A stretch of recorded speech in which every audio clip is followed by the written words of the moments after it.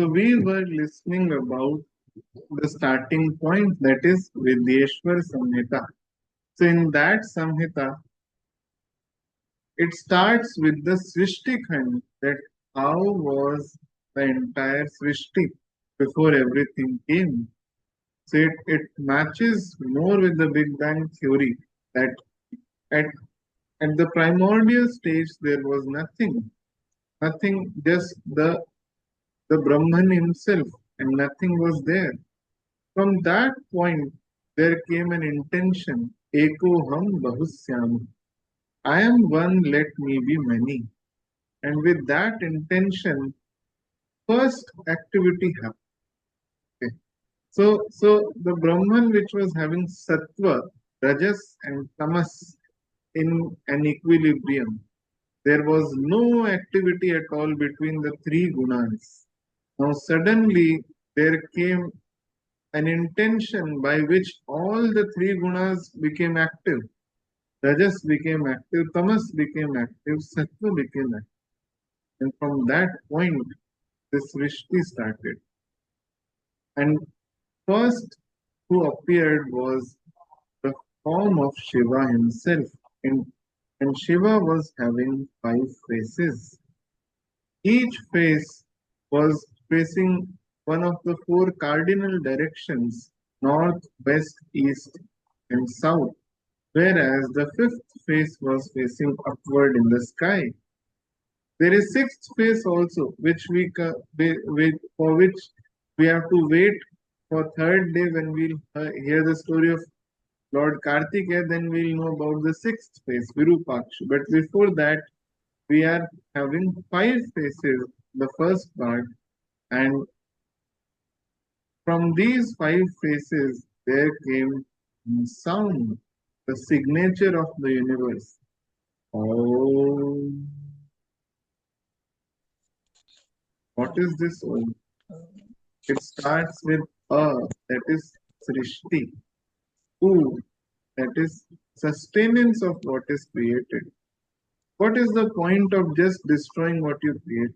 You create a castle on a beach and then you just destroy it one day and you leave. There is no fun in it. So, to some extent, what you have created must be sustained. And that's what happened. So, this is the second Kritya because this entire creation, sustenance, and destruction is like just a game for us because you are not the unlimited being right now. For you, it might be something which has a lot of things involved, but for the Brahman, it is just like a game. It is just like a play. So in a play, like everyone has one or the other role, and each role has a starting and a finishing point. That's it. He is like the director of everything. So what happened first? A, U, which is sustenance, and Ma, which is dissolution. It is not exactly destruction. Destruction is a very wrong term. See, whenever a thing ends, it might end by taking a very long time of degeneration. It might end abruptly, which appears to be in destruction. But what is happening? What is destroyed, a new thing is created on it. Destruction is like transformation. And that is why the best term for the third Kritya is like transformation, the end of what is created. And after that, there are 2 more Krityas. So, how the Maya is created? See, first, what happened? There was only Brahman, and then he had the intention, let me be many. So, with that intention, there Brahman covered himself with himself, covered itself with itself to just become many. There cannot be two, it is only one. But just to play in the consciousness, it became many by covering itself from itself. And that's why this is called Maya. So, with that Shakti with which it became many, it is called Maya Shakti. And this Kritya is called Tirobhav. Tirobhav means to hide. to hide down. So God is playing hide and seek with itself and nothing else. So first was hiding, and one who is hidden, one day he will appear. And that's why the last Kritya is like showing the truth. It is like showing the real being. It is like peeping from that hide and seek. So there are five, which is called Anugraha by the. So we have Srishti, which is represented by A, and Sthiti, which is represented by U, and then Laya, dissolution, Laya, not destruction, dissolution. It is dissolved in the same primordial component to become something new. This is called dissolution.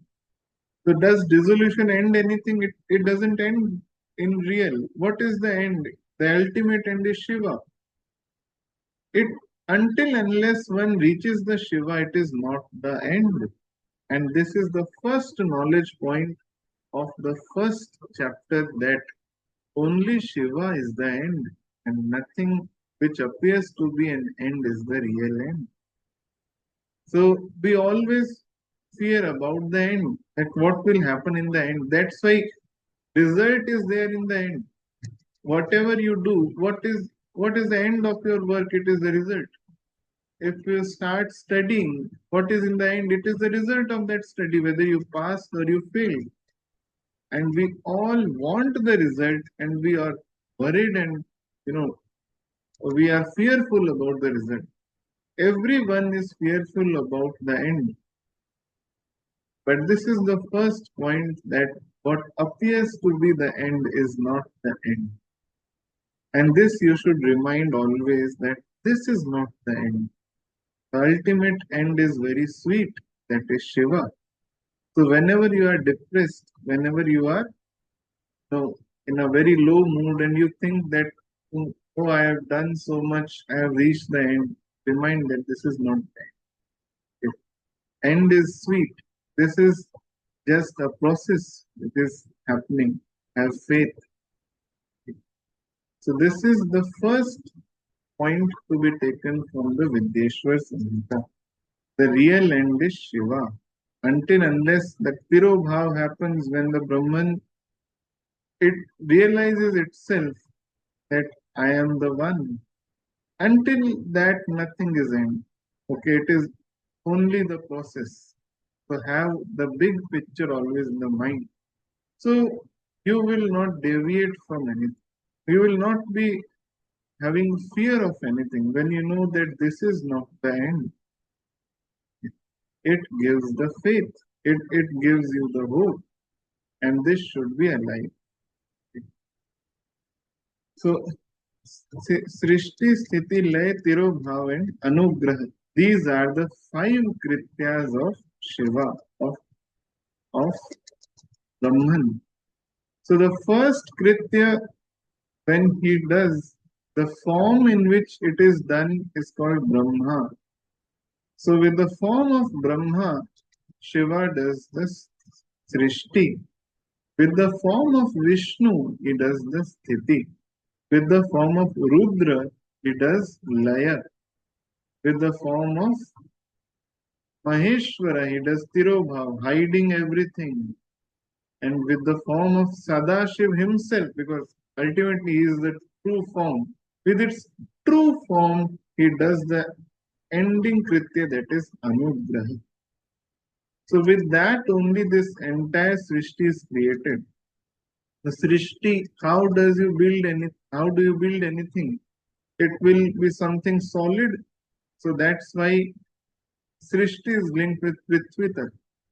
How do you maintain anything? By reaching every nook and corner of it? How your body is sustaining, because there is a lot of water element in it. Every enzymatic reaction in the cell is happening in the water element. The water, you are 70% made up of water. And this water, Jala Tattva, has the property of sustenance. And that's why Vishnu Shakti is linked with Jala Tattva. Jala is the element of Vishnu. And third, Rudra, which is like dissolution. What is the ultimate dissolver of anything? If you burn a wood, the wood turns into ashes. If you burn a tire, the tire turns into the ashes. If you burn anything which is inflammable, it turns into the finest form. So everything which is burnt is coming into one single form. That is why Agni is the dissolver. So we think Agni destroys, actually Agni dissolves. There is no destruction anyway. Whatever is created is being changed. Don't you like change in your life? Can you carry the same phone for 50 years, or will you change your phone at every 2 to 5 years? You also change everything. In your body, all the cells changes their forms. The skin which is there, it changes in 60 days, in the span of 50 days. Okay. Uh, Although it changes in 28 days, but the upper layer of keratin takes some more time. So that's why exactly you can say 50 days are taken, but 28 days you can say the main cells of skin changes by themselves. And that's why this body, unless it change itself every time the new cells come and replace the old one, there will be no optimal functioning. For optimal functioning of your body, the old cells have to die and new cells have to come. And this process of coming of new and dissolution of the old is called laya or dissolution. It is misinterpreted as destruction. Okay. And now what is happening? These three krityas of Srishti, Sthiti, Laya, at the end, what happens? One is bored that, okay, I've done a lot. Now let's just remove the curtain. Let's become one again. So this is just like a game. So the first kritya, which is Srishti, is done by Brahma, second by Vishnu, third by Rudra, fourth, that is actually the first kritya of hiding, is called Tirobhav, is done by Maheshwara, and the ending kritya is done by Sadashiva himself. This he has reserved from, because who will do it? Ultimately, if you are hiding, who will reveal itself? You yourself, no one else. That's why the fifth kritya is done by Sadashiva, which is Anugrah. So the Om, when you write, there is a bindu, which is there is a chandrama. This chandrama is like hiding tirobhav, and the bindu is like anugraha. Okay. So what happened after the creation of Srishti, after everything which was created and which Mahavishnu was given the main thing of sustenance, what happened one fine day, since everyone is Shiva, but still there is some differentiation, right? All the Panchatattvas are Shiva Swarup only, but there is a difference between Prithvi and Jala. Ice and water are one, but they are different. Molecular composition is same, but the physical state is different. So there is some difference and some similarity. Okay. So since Brahma and Vishnu were created by Shiva only, but they didn't knew it. So they had a competition and a debate on it that who came first. So Vishnu said that he is the one who came first, and Brahma, since he came from his own Kamal Nag, so he told that, oh Brahma Dev, you came after me. I am the one who came first. I am the one who is creator of everything because I created you. Now Brahma Dev told, no, this is not possible. I know I am the one who is creating everything anyway. I don't know why I am creating, but I am creating everything. And you are the one who came next to me.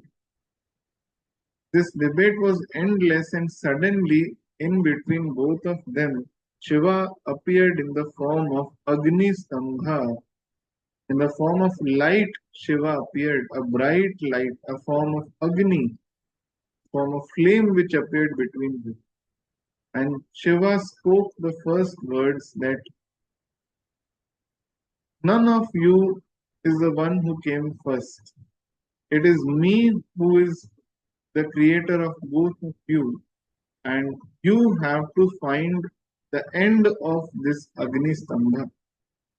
So Brahmadev went to the upper side, Vishnudev to the southern side or the lower side, and both went to the extent that they took yugas and yugas to travel, but there was no end.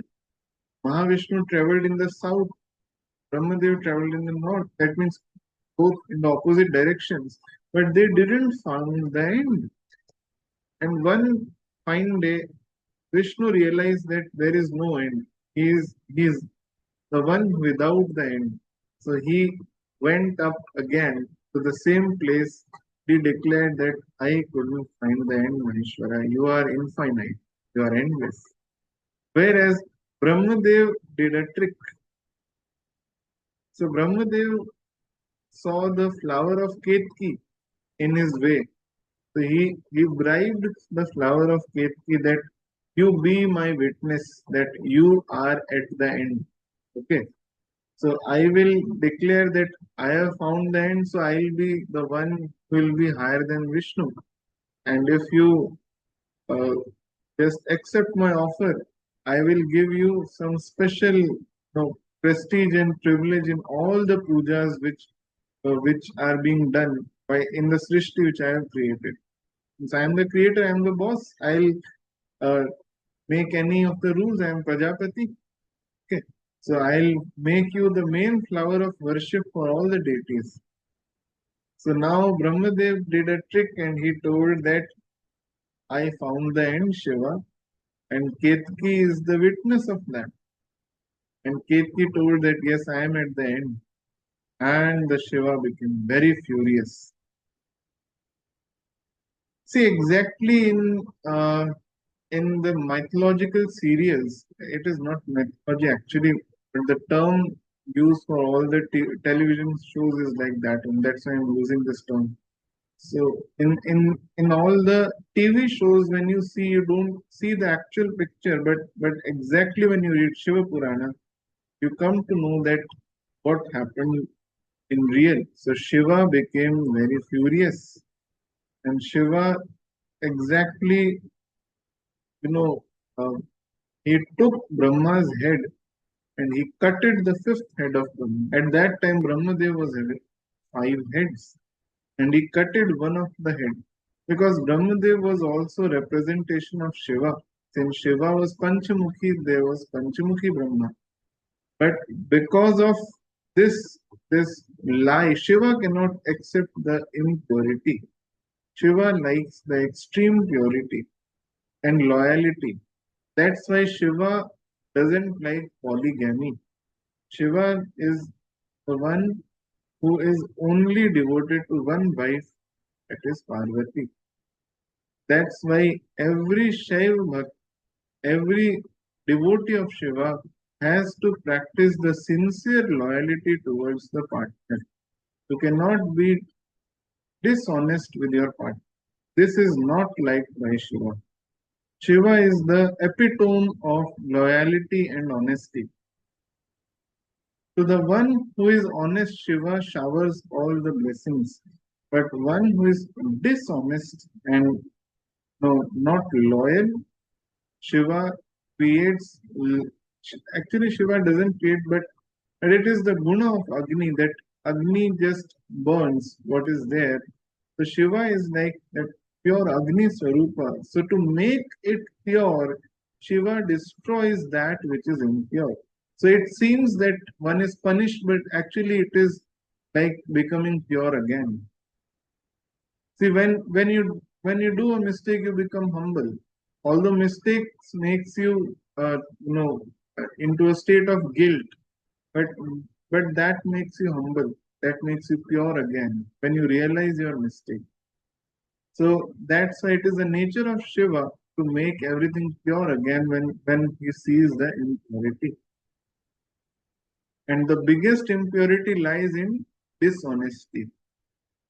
You might tell lie just to be, just to save something, that is okay occasionally, but dishonesty is the bad. Just for your own, some uh, you can say pleasures or anything else, just for your own desires. If you are dishonest and disloyal with your Agni will burn you. That's why Agni is the Devata who is the witness of marriage in the Vedic tradition. We take the 7 rounds of no Saptapadi and 7 rounds around the fire, and fire is the witness. Shiva is in the form of that fire, who is the witness of that marriage. So, any kind of marriage which is not approved by the Shiva or not approved by society is also considered as dishonesty. Okay. So the marriage should be the one which is approved by the society or the law. Okay. And second thing is that one should be always loyal and honest with the partner. Okay. So when Brahmadev told lie that, see, I have found the end, Shiva became very furious and he cutted one head of Brahma. And Brahma became four Chaturmukhi, four mukhas were there. Each mukha represents one Veda. The fifth mukha was like the mukha of Tantra, Tantra Vidya. That is the mukha of Agamas. So Agamas are the texts which are Uttar Vedic, which were created after the Vedas. So the four faces of Shiva are also like the four cardinal directions where the four Vedas flow. But what is there beyond the Vedas is the fifth mukha, which is of Agamas. Only Shiva is purest form who can hold the entire knowledge of Agamas. And that's why for all the persons who are into the study of Agama school, it is very important to maintain the purity. That's why they have very strict rules. If you have ever seen an Agama school or a school of Agama tradition, they don't even eat any food which is given by someone else. They always cook their own food. Okay. When the Agama Pandits, when they move to any place, they take their cook also with them. They maintain so much sanctity and purity because Shiva loves purity and honesty, both the things. So the fifth phase was cutted because this knowledge, when it comes to anyone who is of the corrupt mindset, it can make anyone corrupt. And the creator who is creating everything, if he is corrupt and biased, what is the point of creation? And that's why Shiva is the only one who holds the knowledge of Agamas, and no one else can have this knowledge because this knowledge is like the knowledge of hacks. Oh, you don't need to do your work. You know one hack. With this mantra, yantra, and tantra, you can get your work done even without putting the efforts. But this knowledge, if it comes into the wrong hands, it can corrupt anyone. And that's why all the agamas and all the tantras are locked by the Shiva. Even the Saptashati is locked by Shiva. It is Kilit. If you read the Kilak Stotram in the Saptashati, it is the way to unlock it. It is said that it is made to unlock this text, but actually all the Agama Shastras are locked by Shiva. Only Shiva has the control over it. And Shiva only gives this knowledge to the eligible one who is eligible. That's why Shiva is Parameshthi Guru, the highest Guru, Guru of Gurus. So there are four Gurus. The main Guru of your life is first one who has taught you how to deal with the enemies, outer enemies and inner enemies. How to not to be affected by them and get above them. This is the first form of Guru. Okay. And the one who guides you about how to earn your basic lifestyle, how to earn your basic livelihood, how to work, how to be in the world, to do seva, to put you into all those things which remove your sins is the first Guru, which is Guru. And second is Param Guru. Param Guru is the one who initiates you into the Dharma, who gives you the knowledge of truth, righteousness, ethics, and initiates you into the Dharma, who can bring you back to the pulse of nature, how nature is aligned. This Dharma and Bhagya is given by Param Guru. The ultimate end of Guru and Param Guru is to the level where they make you Siddha. Siddha means one who don't need to do anything. Okay. From that, your intentions are enough to get done for you. If you make an intention, the things will happen for you. This is the level where Guru and Param Guru takes you. And from that, when you become a Siddha, the level of next Guru takes place, that is Paratpara Guru. So that Paratpara Guru makes you, beyond the state of Siddha. So now you are a Siddha, but you don't know the truth. To the door of truth, to the door of Shiva, it is the duty of Paratpar Guru to take you to that. And the final anugraha is done by Parameshti Guru, where the Brahman realizes itself that I am the one. That is anugraha. This is the only kritya which can be done by Shiva itself. That's why he is Parameshti Guru. So there are four gurus. First guru is the one who makes you earn your livelihood, get into that part where you do seva, where you can end your conflict. So this is the first guru who teaches you how to not to be into the conflict, internal and external. Okay. How to be free from all the clutters and conflicts. This is the first guru. It can be there everywhere around you, your mentors whom you follow, your father or anyone from whom you have learned that how to not to be into that state of conflict. Okay. One who puts you out of conflict. Then there is second guru who makes you into the pulse of nature, like how nature is aligned, how and gives you that knowledge which makes you Siddha, that is Param Guru. And from that state, when you become Siddha, Paratpar Guru takes you to the Shiva, and finally Shiva is the Parameshti Guru, which gives you the highest knowledge that you are that Brahmasi. So that's why the same Guru Tattva, which is like the Shiva Tattva only, which is manifesting, it can manifest in any form. Okay.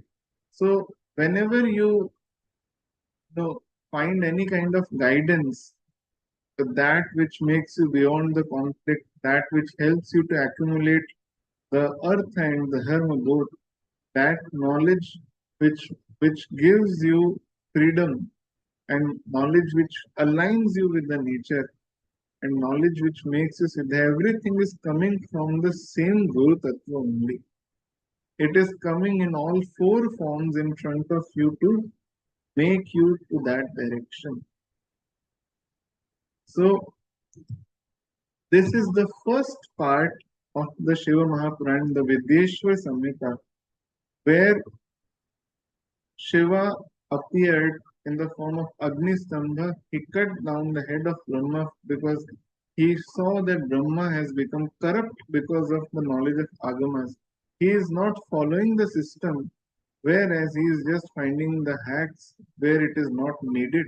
That's why he cutted the fifth head and saved the knowledge of Agamas and kept it secret to itself.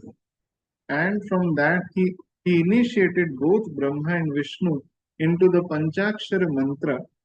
And that day when that initiation was done, okay, so it was in the month of Margshish. It was Shivaratri.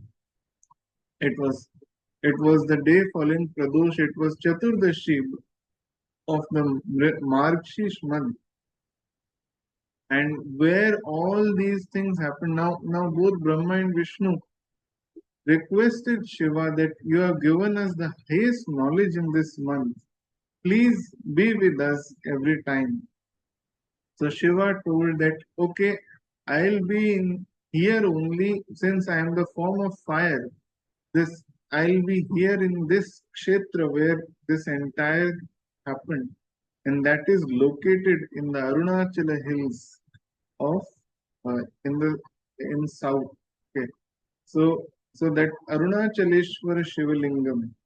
Okay, that is the main Shivalinga where this part of Shiva Puran happens, and that linga is considered to be, from that time, like from before the even the creation of Srishti, you can say.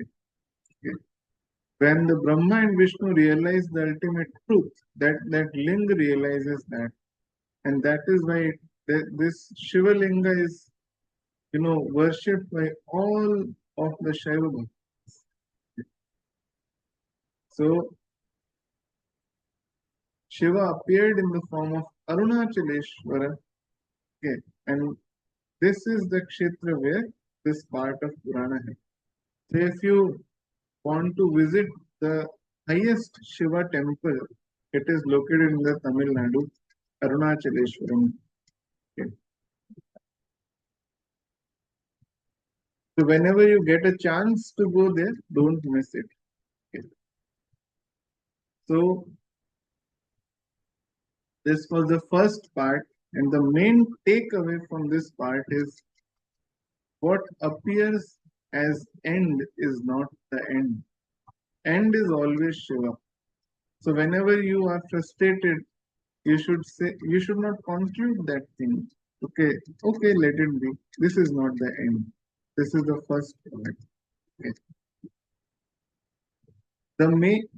Lot of Jyotisha is also there in Shiva Mahapurana. Lot of knowledge of Muhurtas, Nakshatras, everything is there. So for Shiva, what all nakshatras are auspicious, it is also given in the first part, the Vidyeshwara Samhita only. So Ardra nakshatra is the main nakshatra of Shiva.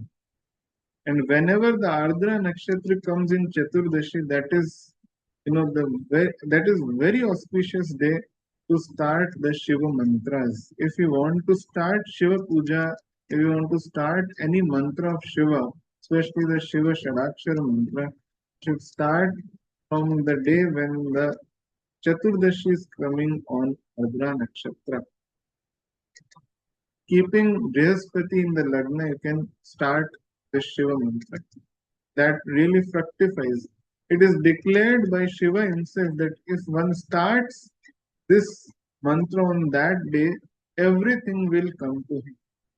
In the Purana, Shiva himself declares this.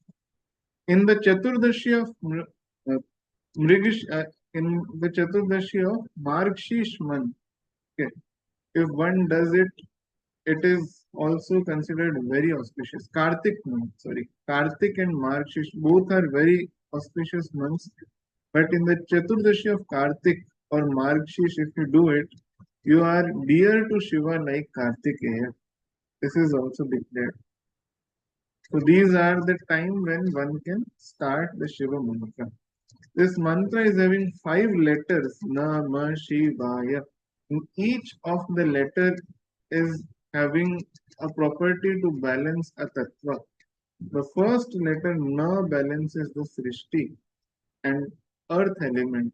Ma balances the water element.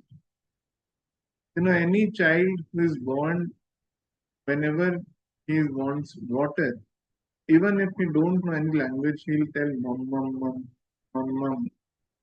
Okay. So this is a reflex. It is a natural sound. The child doesn't know that he is chanting the mantra because he wants water. Water is in imbalance. The sound which comes from the child is mum mum.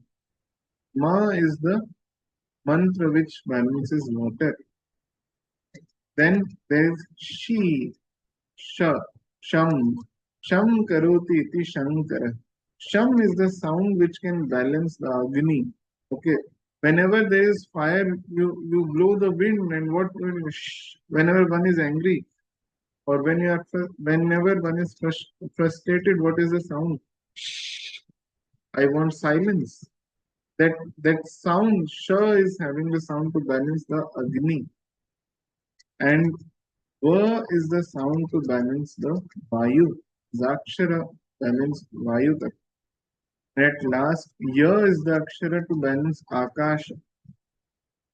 So when you chant all the five letters together, it becomes Namah Shivaya. And this mantra can balance all the five elements. But only when you tell Om before this Panchakshar mantra. When you don't add the word Om, it is Namah Shivaya and it only balances the ending Akshara. Okay. So there is a variation in the Shiva mantras, which is that's why the Shiva mantra is also in the five forms. Okay.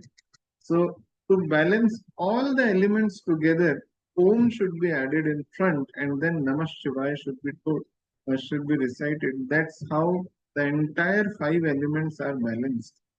But when you don't add Om, then the ending letter is important. Shiva is always in the end.